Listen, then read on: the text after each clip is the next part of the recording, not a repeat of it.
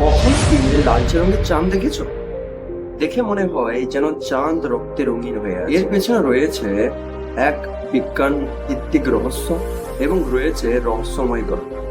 আসল পুরো ভিডিওতে জেনে নিন। আসলে ব্লাড মুন কোনো ভৌতিক ব্যাপার না। তোমাদের মনে প্রশ্ন জাগতে পারে, তাহলে এই ব্লাড মুন কি?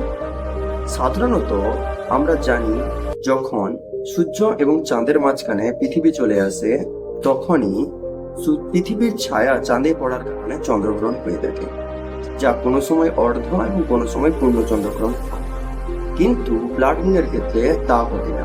ব্লাড মুনের ক্ষেত্রে কোনোদিনই পুরোপুরিভাবে অন্ধকার হয়ে যায় না, কারণ সূর্যের আলো পৃথিবীর বায়ুমণ্ডলের ভেতর দিয়ে চাঁদে গিয়ে পড়ে, যেখানে নীল আলো শোষণ করার কারণে কেবলমাত্র লাল আলো চাঁদে গিয়ে পৌঁছায়, যার কারণে লাল দেখায় এবং তামাটি রঙের দেখায়। ইতিহাসে অনেক সভ্যতা রয়েছে যা এই ব্লাড মুনকে বিভিন্নভাবে ব্যাখ্যা করেছে। মায়ার সভ্যতাতে পৃথিবীতে ব্লাড মুন দেখা দিলে নাকি দুর্যোগ আসে।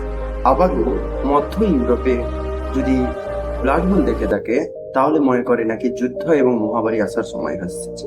কিন্তু বাস্তব কি তাই? কিন্তু নয়। এটা হলো ভূবৈজ্ঞানিক এবং প্রাকৃতিক একটা নিয়ম, যেটা কিছু কিছু বছর পর আসতে থাকে। তোমরা কি মনে করো নিচে কমেন্ট বক্সে জানাও। আর এমন ইন্টারেস্টিং ভিডিও পেতে আমাদের সঙ্গে জুড়ুন এবং লাইক করুন এবং শেয়ার করতে ভুলবেন না। ধন্যবাদ।